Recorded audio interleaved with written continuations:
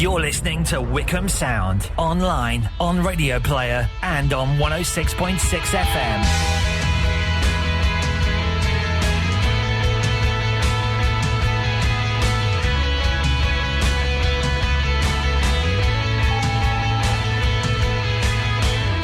A very good evening to you. Welcome along to the Wycombe Wanderers show. Bob Johnston with you at 2 minutes past 7. And sitting across the other side of the desk from me, it's Colin Besley. A very good evening to you. Very much looking forward to this week's programme. And coming up tonight, it's a bit of an old boys special, so we will be hearing from Simon Garner. Also, former Wycombe Wanderers captain Glyn Creaser's on the show.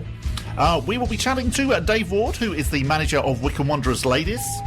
We'll also hear from Gareth Ainsworth as well, the current Wycombe Wanderers manager. You may be aware of his position in the club. And we will be hearing from Alex Samuel as well, going back to his old club, or he's facing his old club this coming weekend, Swansea City. That's all to come between now and 8 o'clock. So I went along to Blackburn. How was your journey? It was all right, actually. I did okay. Managed to get there and didn't go to Blackpool. That was good, wasn't it? I was slightly worried. When I saw the sign that said Blackpool, there was a little judder in the car, and I thought, no, just keep going, Blackburn, and I managed to get there. Must be really nice turning up at Ewood Park as well. It was lovely, yes. And they do have the replica Premier League trophy as you're going up the stairs there.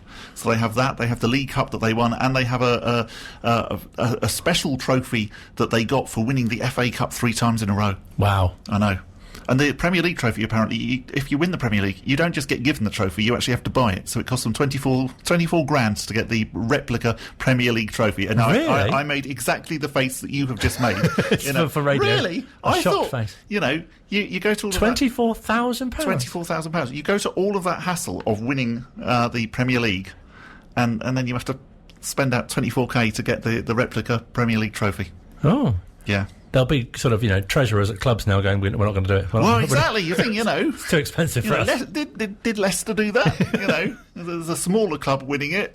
Possibly thought, well, no, don't fancy that. Frightening, but a good day out, though, apart from the result. It was a very good day out, yes. And speaking of Blackburn, Phil Catchpole has been catching up with Simon Garner. He spoke to him the morning after the Blackburn game, and first of all, asked what he thought about the scoreline. I was disappointed it went to 5. I felt sorry for Gareth and the team. The job he's doing at that football club is unbelievable. And that's the club he started at. I think he started there as an apprentice when I was there, playing there. So that was a shame for Gareth yesterday. I felt sorry for him. Yeah, we talked about Gareth's time as a trainee. He got released on his 18th birthday, but he was saying in the build-up, we interviewed him about Blackburn, he said he remembered sitting on your knee as a young boy, as a Blackburn fan. Well, I'm too old to remember that one. We got to talk about Blackburn, all-time record goal scorer. As I got to Ewood Park yesterday, I saw Alan Shearer away, and I did think to myself, that really should be called Simon Garner Way, really, shouldn't it? Well, I think so, but I do have a road somewhere in Blackburn named after me, but I don't think it's near the ground. Well, next time I'm up there, I shall go and find that and take a picture for you.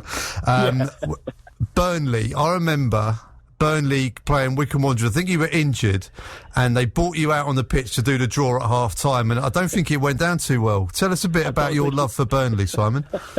I wouldn't call it love. I mean, Blackburn and Burnley don't get on at all. They've always had a rivalry, and it was funny that day because I said to the groundsman then, Jim Gardner, I said, don't go in at half-time, Jim. Watch what happens here. So I came out at half-time to do the draw, and I thought the Burnley fans was going to invade the pitch. They didn't like. I always used to score against them. I've got on my notes here, you took a penalty at Ewood Park against Burnley and they were throwing bricks at you, is that right? That's right, yes. It was the old ground then, and there's pulling bricks off the back of the stand, throwing them on the pitch. I mean, that's a hell of a compliment as a striker, isn't it? Oh, it was great, and especially it was even better when I scored it. Did you have to go off the pitch and then they had to sort of calm everybody down and then come on? I mean, you talk about a gap waiting to take a penalty. I mean, you've got to hold your nerve for a little bit of time there, haven't you? Yeah, you have to take your time. I mean, I wasn't very good at penalties neither. I didn't like taking them. But when it was against Burnley, I thought, no, I'm taking these. And it took a bit of time, but I just decided where I was going to put it and just smacked it and it went in. There's a couple of things of folklore here with Burnley as well. Did you have a knife pulled on you by someone asking if you were Simon Garner? I did. After the game at Burnley, I came out and I'd scored a winner, I think it was. And there was a Burnley fan when I came out, the players, entrance, and he had a knife with him, and he said, "Are you Simon Garner?" I said, "No, he'll be out in a minute." And I think that's the fastest I've run all game. Incredible. And this is my favourite one. Apparently, when Burnley lost in the playoffs to Torquay, there was a plane flown over the ground saying "Forever in Rover's shadow" or something to that effect. And the rumour is that you were involved in that. You weren't flying it, were you? I wasn't flying it, and I wasn't involved. I got a lot of stick about that, I did. And I got the blame for it, but I can honestly say I wasn't involved. Okay, I'll believe you. Right, let's move on to Wycombe Wanderers. Wycombe fans first saw you at Adams Park when you played for West Brom in that amazing 2-2 cup draw. I think it was on the TV as well that day. It was a great game, but it was the first time I'd seen you on the terrace as well as a fan, and I remember thinking, this guy can play a bit.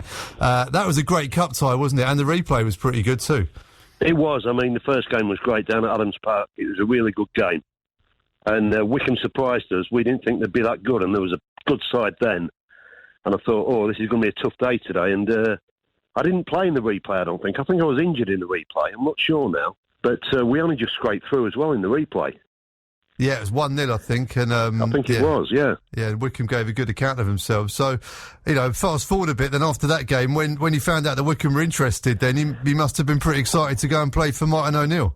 Oh, too right I was. I mean, I'd spoken to Martin. It took quite a while to get it done, actually. I mean, I've been frozen out at West Brom. The manager didn't want me there. Martin came in for me.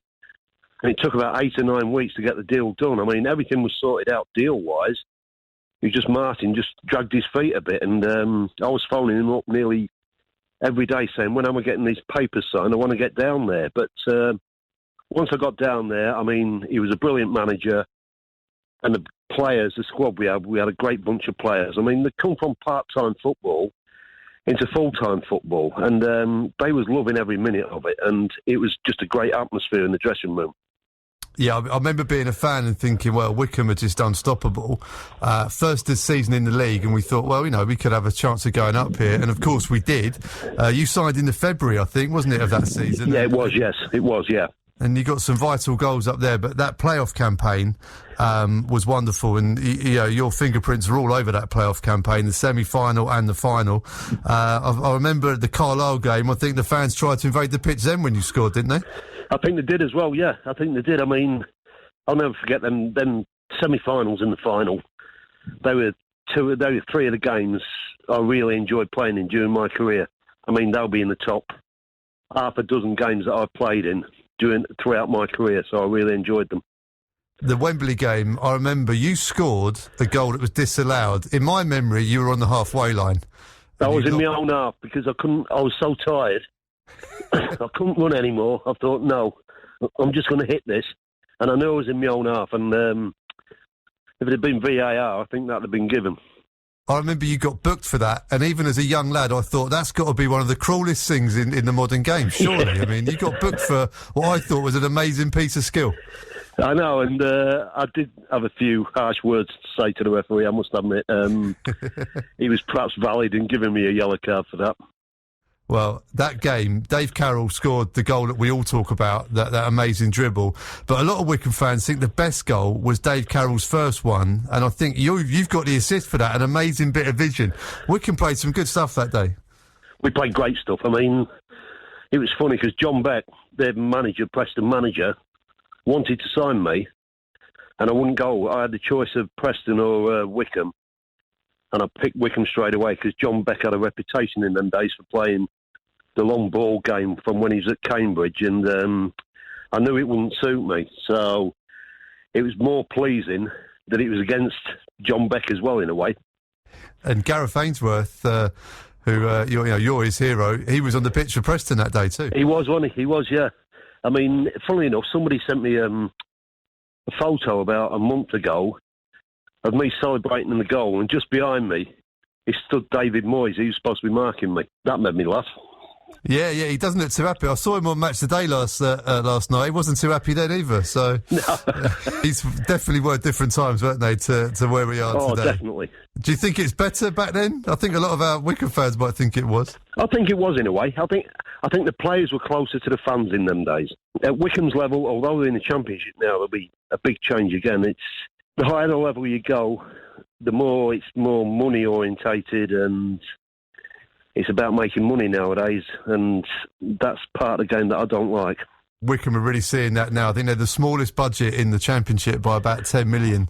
They're 10 I'd have million thought so as well. Yeah, I'd have thought so. I mean, it's going to be tough, but if they can keep Gareth there and they keep faith in him, because they're not going to win loads of games this season, but they're going to win games, and if they can get a little run together, they'll be all right.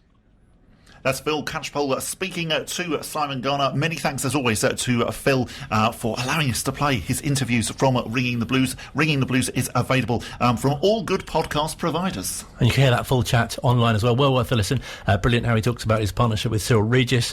Great how he spends a lot of time in the hourglass post-games. Sometimes pre-match as well, in back in the day. Yes, there is a lot more. If you are a big Simon Garner fan, then yes, definitely do check out Ringing the Blues. I think as well, when we started doing the show, we were sort of planning about what we'd like to have on it, and I think speaking to former players and hearing from former players was well up there, because it's really nice, isn't it, to know A, kind of what they're doing now, B, their sort of recollections from their day when they were wearing the famous Sky and Navy quarters, or if it was before colour, dark and light grey. I think that's so true, because you can then picture, where you were, where they were, at those crucial moments. And again, I know that's why you're excited to be speaking to Crease. Absolutely, yes. Glyn Creaser coming up very soon as well, who was the captain of the team. He was in the side for 7 years. He was captain of the side that got to the Football League from the conference. He went from part-time to full-time, Lokes Park to Adams Park, won the FA Trophy several times, once when he was injured, and played in the playoff final as well, the 94, which Gareth played in. And David Moyes as well was playing for Preston that day as well. So yeah, fantastic to speak with him. And big thanks to JDT and Alan Hutchinson as well from the Ex-Players Association, who do great work in sort of keeping players from all different eras in touch, whether they're from the 50s. I mean, people talk about the 57 final at Wembley, Bodger, Horseman, of course, and more recently, players from the 90s who, you remember going to watch and sort of the great cup runs, League Cup, FA Cup, and just... I think everyone's got their sort of favourite sort of times, haven't they, of watching Wycombe. I mean, it's really fascinating hearing you describe what happens to Crease and going into sort of like the 90s, and the fact that he went from being part-time to being full-time. Again, the rise reminds me of what's happening now, where, goodness me, a couple of years ago we were in League Two, now suddenly we're in the Championship. It must have been amazing, even for the players, to be playing part-time football, It feels like a world away there, doesn't it? Exactly, albeit, at quite a high level, but even so, being a part-time footballer, and then all of a sudden, actually, goodness me, you've gone up, and, you're playing in, was it Division 3 then? I'm trying to remember. Yes. That must just be unbelievable. And then, and then you're going to Wembley and, playoff final, just must be absolutely just mind-blowing to live through. Yes, no, definitely, and so comparable with this crop, their achievement. Yes, what's going on now? Okay, so we will be hearing from Crease very, very shortly, right here on Wycombe Sound. Love music, love talk, love Wycombe Sound. It's the Wycombe Wanderers show with Bob Johnson and Colin Besley. Still to come, we will be chatting to Wycombe Wanderers' latest manager, Dave Ward. We'll hear from Gareth Ainsworth ahead of Saturday's game against Swansea City, and we'll also be hearing from Swansea City fan, who also, of course, happens to be Wycombe Wanderers' very own Alex Samuel. But first, as we touched on a short time ago, the Wycombe Wanderers captain, who was with the club for 7 years, saw them up to the Football League from the conference. Glyn Creaser is speaking to us about how comparable the time of getting through to the Championship was, with him leading the side to the Football League. Every bit of success that the club has is comparable with anything. To be in the Championship now for the first time for, ever is pretty phenomenal. It's going to be different feelings. We were working hard to try and get out of the conference back in the day, and when we managed to actually eventually do that, we ended up playing what we went through into. I think we finished in fourth position, and Simon Garner always said, anybody that finishes in fourth has got enough points to get promoted. You shouldn't have to go through the playoffs system, but. He always felt very strongly about that, but we went through that process as well, and fortunately, we managed to win it. And Martin always used to say, he'll rule his selection if he gets it wrong, and he'll be vindicated if he gets it right. And all the times he went there, he was vindicated every time. So. Coincidentally, we heard from Simon Garner in the show. Phil Catchpole spoke to him after the Blackburn game, and he was saying his favourite goal was against Preston. Yeah, it was a very good goal. I mean, I've recently watched that on YouTube, and I mean, to be fair, all 4 goals were very good goals in terms of. I mean, Dave Carroll, the 2 he scored, and I mean the reverse pass from Garner as well. The assist that he had in that goal was brilliant. So I do reminisce a little bit when I'm sitting here. I think, I'm bored now. What can I do? I'll watch that game, and it's good. It's good. I didn't particularly appreciate their first goal, or it was second, whichever one it was. I should have had somebody on the boys' toes at the near post for the throw in, and didn't, and we paid the price. But it's gone now. We won the game. It's the most important thing. It must have been great for yourself, obviously, to lead the club at Wembley as well, on more than one occasion too, of course.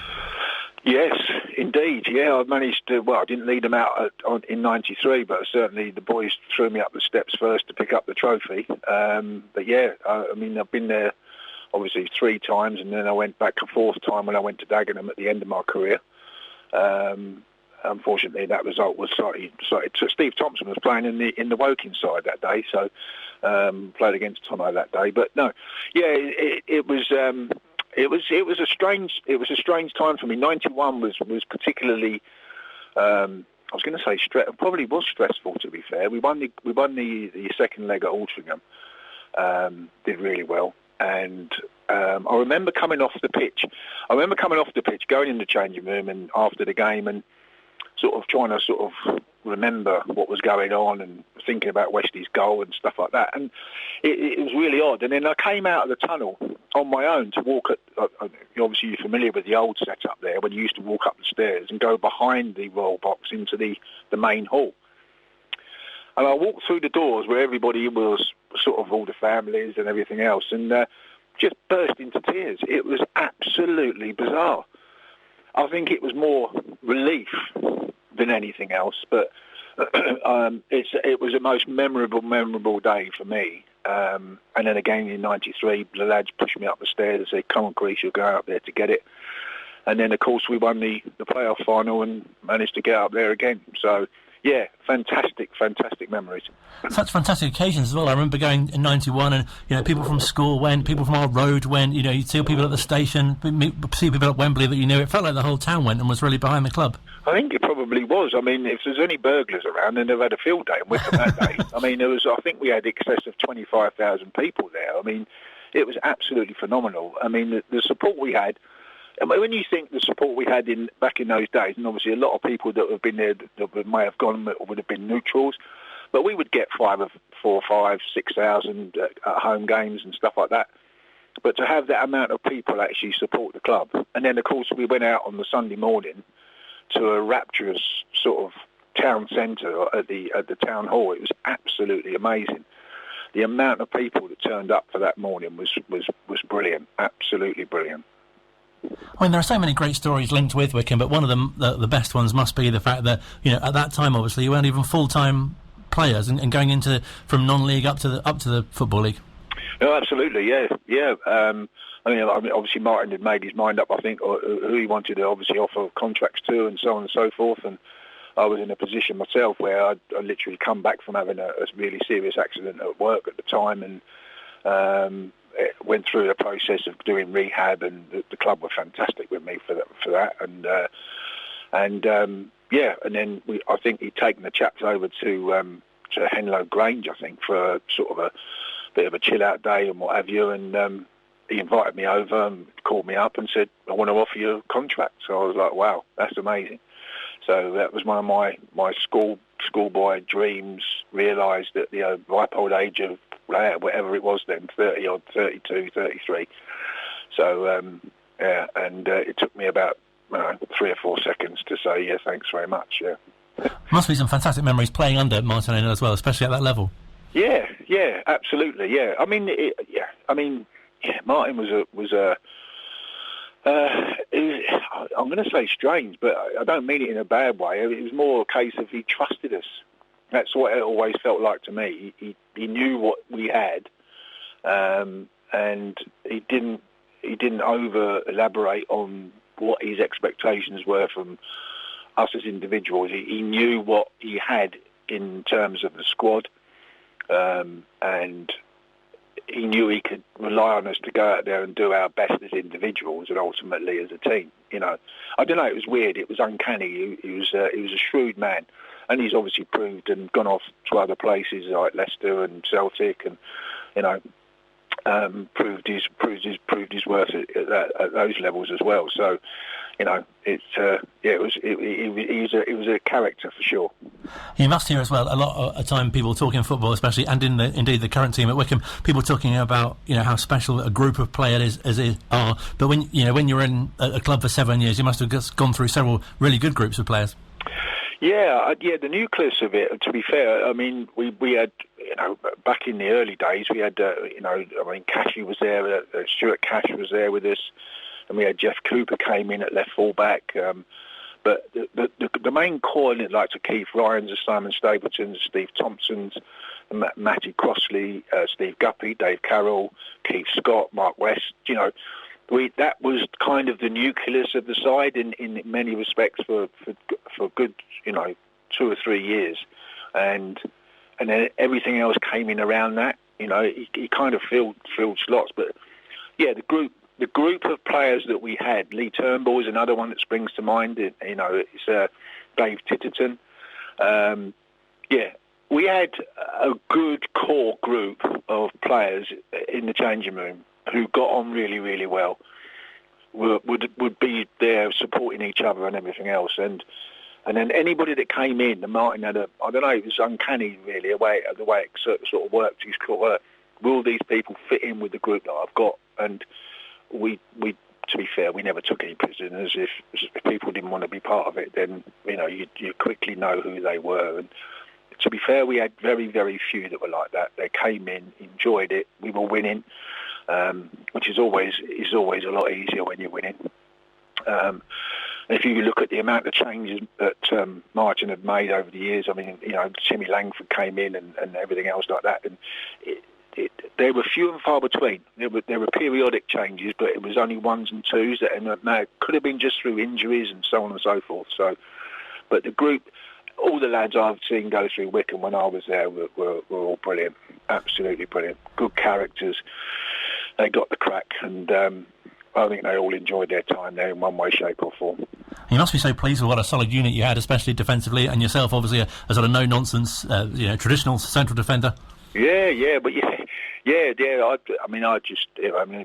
I was employed to head it and kick it, and that's what I did pretty much. And you know, I had a knack of knowing how to defend, and then of course you had the likes of Matty Crossley, you had Andy Kerr at the time, and then, you know, later on, then Big Terry came in, Jason Cousins came in. You know, I mean, to add those two to the party, you know, you got a couple of hatchet men sort of thing, but you know, both big characters, big players, and you know, and did what they did for the side. They did it for the team, for sure.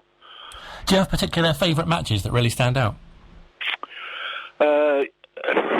Favourite matches, scoring a goal against West Brom, I always reflect on, because Guts whipped a ball in, I think it was near post, and I managed to duck between the two centre halves and get my head on it, and I just put my head on it. It was more a case of Guts' delivery was sublime, as you know. I mean, you'll know from watching him yourself. It's a fantastic ball in the box, and I managed to get on the end of it, and then Tomo equalising in the last few minutes when it was absolutely chucking it down the rain.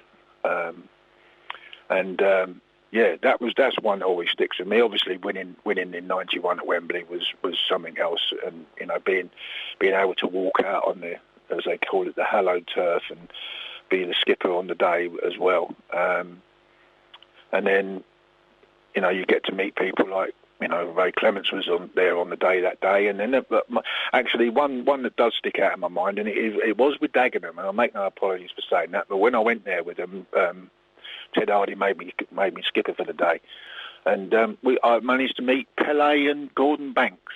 So wow. There you go. But yeah, so yeah, that was a nice surprise, and you can imagine some of the youngsters that were there. I mean, I was old then; I was about 38, 39, and some of the youngsters were there. When you got the likes of Pele and Gordon Banks walking down the line talking to you, it's a great day for them as well. And people may not have been following, what you've been doing since. You were at Aylesbury for quite a length of time as coach and then as manager as well. Yeah, I was over there with Tony Joyce, who a few of the old Wycombe supporters I know from Boreham Wood days and stuff like that. But I was over there with him and then took over when he left. It didn't go as well as I would have liked it to have done, but it was a big commitment, and I give it a whirl. And to some extent, I did it partly because I wanted to have a go and see how I'd do, and I learned a few things about the job itself and myself, to be fair. But I'm still involved. I'm now involved up in Milton Keynes. We've got a club which is literally 5 minutes from me. I think I've walked to the ground a couple of times, which is something I've never ever been able to do in my football career. I've always been sort of 45, 50 miles away from everywhere I've played. So, walking down the road. So, and we've literally just been going sort of about 18 months. Obviously, we cut short the season last year. The season before, we had a full season. I'm down there doing some coaching with Terry Shreves, or it might be a name that people would recognise from back in the day. He was a decent striker. So we're down there, and it's going all right at the moment. We've not had the greatest of starts in terms of league. We lost our first league game, but we won the FA Vars game on Friday night over at Tame Rangers. So so still involved, still like being involved. It's I do miss that involvement if I'm not involved in football in any one way, shape or form. Yeah. I was going to say, it's so great that you're still getting enjoyment out of the game. Yeah, I do. It's nice to be able to sort of help people.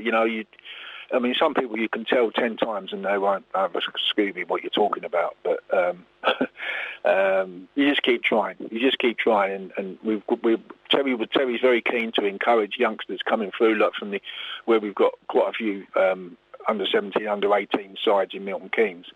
We need somebody to be able to feed us, and we've just literally got a link with a coaching academy in Milton Keynes who want to put their sort of players that are developing quicker than some into a men's side, so they get used to playing in men's football.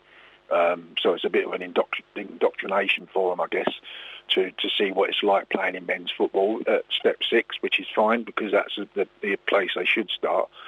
And see how they do. So, so looking forward to that. That won't be until next year now, but obviously it's too late to get them started now. But then that'll allow them to have the facility at the Milton Keynes Irish Centre in Milton Keynes at Manor Fields, an old ground which has been in Milton Keynes for donkey's years, an opportunity to get into the youth cups and stuff like that. And with the current Wycombe side, you must be really excited to see how they get on in the Championship. Yeah, I know. Yeah, I mean the Blackburn game weren't the brightest one for them, and the first one was at Rotherham. They lost 1-0, and then they lost 4-2 in the cup. So, and I did say to. I was talking to somebody on another. I think it was Ollie Bayliss on another radio show that we were doing about Milton Keynes Irish Centre Football Club. And saying that Gareth will learn a lot in the first 6 weeks of the season about what he needs to do and what he needs to get in if he thinks he does. So it's not been the best of starts, but it's early days.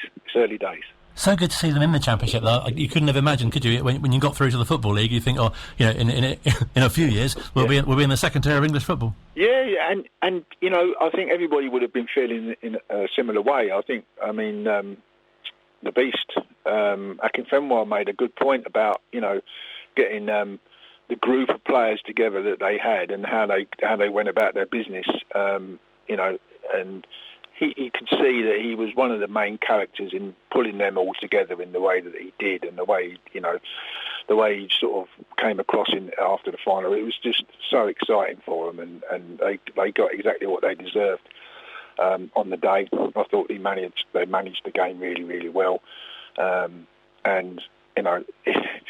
for the best will in the world to try and play the way they tried to play and break through the lines of Wycombe on the night, they just couldn't do it, and they just showed so much character to get to the finishing line was phenomenal. The centre half had a fantastic game.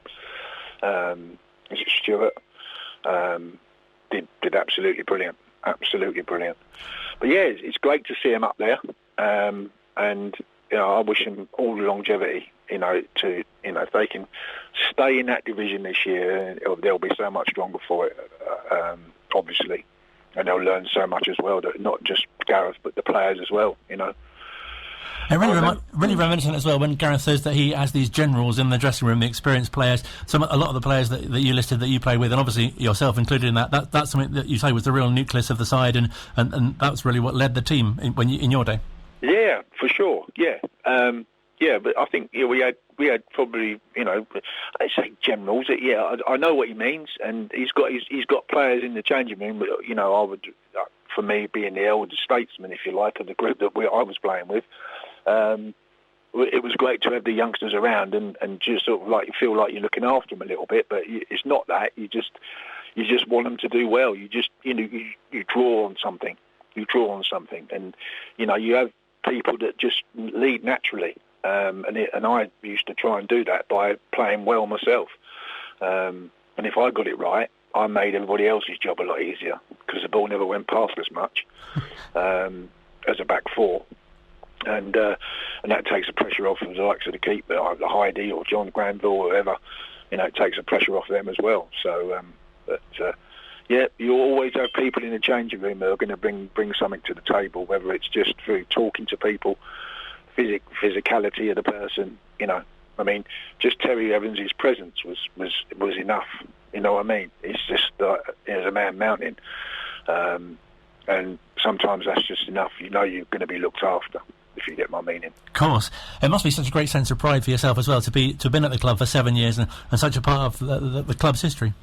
Oh, absolutely, yeah. And I'm still very much involved now. The ex-players association we've got. I've been chasing a few faces round this last couple of days, getting more numbers signed up for the ex-players association, which I know JDT and Hutch have been absolutely monumental in getting that off the ground and getting it to the place it's at now, and the functions that they've put on, and the dinners that we have, and the golf days, the bowling days, and everything else, and the committee. All the older. They won't thank me for this, but all the old people who are still involved with it, Sammy and Mr. Faulkner, and there's 8 or 9 of us, Susie, and it's just. We get together once a month when we can, and it's obviously been difficult, but the Ex-Players Association is really, really important. And I think I've tried to make this point before where we want to try and keep the players that are there now and those that have gone away now and still involved, still signing up to be part of the Ex-Players Association to make it even bigger than what we've currently got it. And I think we're close to having for the first time ever, 110 members. Which is something pretty impressive in terms of an ex-players association, which a lot of places don't have, which just gives you some measure of an idea of how important a lot of the players that have been with Wycombe still see the club as important. It's fantastic to have that history and that identity as well. I mean, we're speaking to you on the club's 133rd birthday today. Yeah, wow, there you go. And there's still people that want to be part of Wycombe, and long may it continue. I still think today Wycombe is very much rolled around a family club, and that's really, really important. It's important to the town, and it's important to the ex-players as well. The way some of the guys, a lot of the guys now still go and watch games every week, home and away, and that's absolutely brilliant that they still do that at the ripe old age of, I don't even know how Sammy is, but he won't thank me. I think Sammy's probably about 94 or something like that, but he's not telling us really, Keithy Samuels. But, they're great fun, they're great characters, and you can see why that they want to be part of it. Because it's so interesting, isn't it, seeing in the national press, people really sort of taking to the Wycombe story, if you like. Yeah. It's going to be a natural progression for it, isn't it? I mean, imagine it if they get through to the Premiership. Well, we'll definitely get you on again for that. We live and dream, and why not? Why not dream big? For God's sake, you only get one chance at life, and if Gareth, I'm sure, will be doing everything he can to keep that side in that division this year for sure, to consolidate. And then be able to know, or certainly learn from being involved at that level for a period of time what he's going to need to get him promoted. And when you think Wycombe a few years ago went through to the semi-final of the FA Cup, it's not beyond doable. It's very exciting. It's been fantastic to speak to you. Thank you so much for your time. It's an absolute pleasure, Colin. No problem. Really great to speak to you, Glyn. And my thanks to JDT and also to Alan with the Ex-Players Association. And we'll have more former Wycombe Wanderers players on in the coming weeks as well. That was really good and really interesting, and you could just see and just hear how thrilled you were to speak to him. It was great. It was great. I said to him off air as well, when you consider I went to see, when I was at school, we used to go pay £1 to get in because I was under 16, that you'd go in and you'd watch, people like him and Steve Guppy and Keith Ryan and Jason Cousins and Dave Carroll and all those players that he mentioned as well, that you'd go and see them and you really felt like it was a story that you were following, and then to actually speak to him 25 years later is quite exciting. Fantastic. Well, still to come on the Wycombe Wanderers show, we will be speaking to Wycombe Wanderers ladies manager Dave Ward. We will also be hearing from Gareth Ainsworth and also Alex Samuel. This is Wycombe Sound. You're listening to the Wycombe Wanderers show with myself, Bob Johnson, and Colin Besley. Episode 3, this is. It is, yes. The awkward third album or something. No, you said we weren't going to refer. This is the best of. We weren't going to refer to that. Still to come, we're going to hear from Gareth Ainsworth and Alex Samuel. Got another televised game coming up this weekend. We have indeed, yes. On the telly again. City, 12:30. Oh. Mainly because the floodlights. Well, one of the 3 floodlights are now up apparently, but the 4th floodlight, they're still working on that. Good floodlight news. Yes, that's I know. Excellent floodlight update. Live floodlight news. From Have you got any other behind the scenes updates you can bring? No, I think it's only floodlights that I've got. Have you got any other nuggets? Did you bring anything back from Blackburn? No. I can't think that I bought anything back from COVID. Did you try any? From Blackburn, luckily not COVID. Did you try any local produce? Lancashire hot pot, perhaps? Again, you see, I very much, because of everything that was being said with regards to Lancashire being in lockdown, I did very much do it in a sort of almost car bubble thing of just thinking, right, okay, I'm not going to stop anywhere. I'm just going to go to the ground and then I'm going to come back and yes. So I think I went to the services were like Warwick both ways, and I didn't get out of the car from Warwick until Ewood Park and coming back. In other behind-the-scenes news, you told us off air, I think this is a nice story to share with the group, that you saw a Wycombe Wanderers player in a supermarket. I did, yes. So on Monday, when I was getting my lunch from Sainsbury's, and Daryl Horgan was there. Wow. I know, it was very exciting. That's showbiz. Yes, I know. I did sort of try and catch his eye, but he was too busy shopping. He was too busy shopping. He's got young kids, and you know what that's like. If you've ever done that, if you are a parent and and you've taken your kids shopping, that's always good. Did you fun. Peer into his trolley? You can tell a lot by what's in someone's trolley. I didn't, but I did notice that one of his children was doing that thing of grabbing stuff as they went past and just putting it in the trolley. Great news. Also, recently, over the weekend, Wycombe Wanderers ladies progressed to the first qualifying round of the FA Cup. Hooray! Yes, they had a fantastic win against Eversley in California. They did indeed. So they've progressed to the next round to play Comets, who I was talking to Dave Ward, their manager, about, and he was saying that they play their home games at St James's Park. Ah, very nice. No, Regent's Park. Oh, okay. Not St James's Park. Wrong park. But yes, that's coming up on the 4th of October. But it was brilliant to speak to him because he's been in charge for just over a year, and it was great to get his thoughts on how the team has progressed under his leadership. Really impressed with the progress that we made on the pitch last season. Clearly, when I came in, the players had no real structured pre-season, no pre-season friendly preparation, and I came in 2 weeks before our first competitive game of the season, which was thankfully against lower league opposition that we won quite comfortably. But our pre-season ended up being probably the first 3 or 4 games of the season. In that time, we played Moneyfields, who were arguably the strongest team in the division, in the opening 2 games of the season. Needless to say, we lost both of those. But thereafter, we started seeing a real improvement in performances, brought in some new players during the season, and it culminated in securing a place in the Chairman's Cup final, which unfortunately didn't get played due to the lockdown restrictions. We played that game, I think it was the 17th of March, and then the following week we were in lockdown, so that's when the season became null and void. So very disappointing from that front, but fantastic to be back involved again this year. And obviously the ambition of the club is to try and reach the FA Women's National League set up, which is only 1 division away, it's 1 promotion away. And to that end, we've been working very hard on the recruitment front for the first team in particular, and brought in players with National League experience and Women's Super League experience in the case of one of our players. I like to think we've added an awful lot of strength and experience to the team that will help the players that were there last season to aspire to greater things. One of the things that must have been so encouraging, having listened to some of your post-match comments from the games that obviously you did sort of oversee and did actually have, was how pleased you were with the development and the progress that the team have made in that time. Yeah, definitely. I mean, we've done an awful lot of work on how well we retain possession, how we do all of our restarts, particularly from goal kicks, or when the keeper's got the ball in her hands. We use midfield rotations. We're looking to get centre halves comfortable on the ball and to get the ball into good areas early so that we don't concede possession cheaply.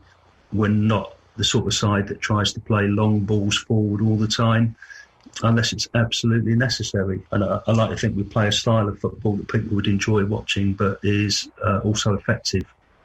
You must be so pleased to get back on the grass with the players as well, having knowing that it's safe to do so. Oh yeah, it's. It's to get the group together. Again, the new players have mixed in with the existing squad incredibly well.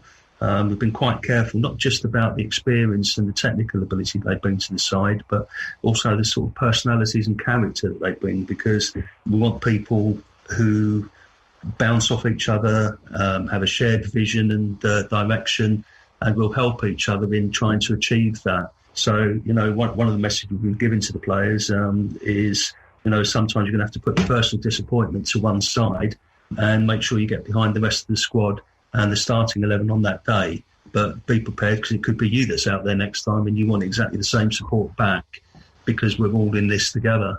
I think it's developing that whole team ethos and team spirit where people are supporting one another that we're actually all about. You must be so pleased, as you say, with the signings that you've brought in and how well established now the team is becoming. Yes, I think so. I mean, the fact that we've been able to attract these players is credit to the club and credit to the players of last season. I think if the players hadn't performed as well as they did last season, it would have been far more difficult to recruit players of this sort of quality and add strength to our squad. What's it like to kind of attract players, if you like? Because I know, obviously, from your previous roles, you've worked with other players before, and it must be really nice to kind of bring those into the team that you're working with now. Yeah, it is. Kaz Bisson is a good example of that. This is the third time I've signed Kaz. Kaz, I first discovered when she was about 20 or 21. I won't embarrass her by saying how old she is now, but she's a proven goal scorer at regional and national league level over a number of years. She travelled with me to play at AFC Wimbledon and was a very strong player there for a number of seasons, as indeed was Jordan Hursley-Atkins, who's the midfielder that we brought in from Wimbledon, another player that I think buys into the sort of style and philosophy that I have, but she's also a quality player that just brings another different aspect to our performances, particularly in the middle third of the pitch. But it wouldn't be fair to just talk about those two, because we've got players of the quality of Steph Mobbs, who anyone that lives in and around the Oxford area will know incredibly well. But she's played at Women's Super League level, probably the most composed player on the pitch every week. Calmness personified, technically very, very capable as well. And we brought Sian Miley-Phillips in, who's another new addition from Oxford United and Oxford City. Nicole Mars just signed from Oxford City. We brought in Ray Roberts, who's come to us from Denham United, along with Charlotte Parrott from Denham United. And we brought in Natalie Morris as a goalkeeping coach from Oxford City very recently as well. So another acquisition to complement our coaching team. It's obviously really nice to bring in new signings, but you must be so pleased as well to have retained such a large number of the squad who were there originally as well. Yeah, absolutely, because, a lot of those players have been on a bit of a journey. They've come from Southern Region Div 1. They established themselves very well in the Premier Division last season. And, they deserve another crack at it this season to see if, allied to the players that we brought in, we can make a really good push for promotion. And there's no doubt that some of the players that I inherited will be quite capable of making that step up should we achieve it. How have the pre-season preparations been this season? Obviously, with the COVID restrictions as well, has that been quite a cautious approach? But although I imagine they're all really pleased to get going. We've had a few games, and they have been a little cautious. Obviously, clearly, we've had to follow all of the COVID guidance around tracking and tracing. That's been a new experience for all of us, but so far it's been adhered to by all the clubs that we've come into contact with, and we have reciprocated that. But, I think once the players on the football pitch, not a lot changes, to be quite honest with you. It was almost business as usual from the first pre-season game, which we played over at Sutton United, ladies. And, we've carried that through into the competitive football we've ended up playing, which was the Women's FA Cup. Very pleased to have got through the first 2 rounds, the latest of which was on Sunday just gone. And we're looking forward to the next one, which is on October the 4th. Following that, we've got our first league game, which is against Aberdeen United, who we ended up playing 4 times last season, despite having a curtailed league. You must feel so positive and full of anticipation, if you like, with the new league season just about to start and what can be achieved with the team that you've got. Yes, I like to think so. I look at what we've got defensively. I look at what we've got in the middle third. I look at the players that we've brought in who can play up top. And all round, it's a stronger squad than we had last season in total. We've just got to see those results appearing on the pitch now. But the players are clicked pretty quickly, I believe. And that showed in performance on Sunday, despite the fact we only won the game 2-1. We rattled the woodwork 8 times in the game. And with a little bit more care in front of goal from strikers and midfield players, I have to say, we should have been out of sight by half-time by 6 or 7, to be honest. It was that one-sided. But you cannot take anything for granted. As we found out, we made one mistake and we got punished. And that allowed Eversley back into the game. But again, there's just so much quality in the side to create opportunities that, again, we forced a penalty and we converted it. But then we proceeded to hit the woodwork, I think it was twice after that, when probably we should have done slightly better. But it was just one of those days on the pitch which was incredibly frustrating. But equally, we've got the result which we were looking for and dominated the game. Many thanks to Dave Ward from Wycombe Wanderers ladies for speaking to us on the Wycombe Wanderers show. Now, earlier today, I went up to the Wycombe Wanderers training ground and spoke to Gareth Ainsworth ahead of the game against Swansea City. Started off by saying to him, what do you say to a team after a 5-0 defeat? You can't be too hasty after the game in the dressing room, there's obviously mistakes that happen, but in the whole player things, you've got to have a look at it yourself. You've got... as a staff, we wanted to look at the video and assess ourselves first, see if we got anything wholly wrong. But we've gone through it this week. We know what went wrong in certain areas. Obviously with the 10 men, it's difficult then to judge after that. But the first half, it's crazy to say, but we didn't do too bad. Three goals. Blackburn only had 3 shots on target in that first half, and they scored all 3. There was no peppering of our goal. And it felt like that after the second half, because obviously 10 men and they really did play the ball about. But the damage was all done in that first half, and we've had a look at it, and it's definitely stoppable. I think we should have come in at 1-0 down, not 3-0 down, and it would have changed the game, the dynamics of the game. But these things are going to happen. If you give teams chances at this level, they're going to take them more than they will in Leagues 1 and Leagues 2, and we're finding that out. I've said give me time to assess this league and have a look, how it's going to pan out, and I'm learning quick from every game. I thought, again, Rotherham, we were well worth the win. Blackburn, we were well worth the defeat, and that's going to happen. We came up 4 games like this, and it's going to be tough. But I firmly believe we've got enough to start putting some points on the board, and I want to try and start that on Saturday.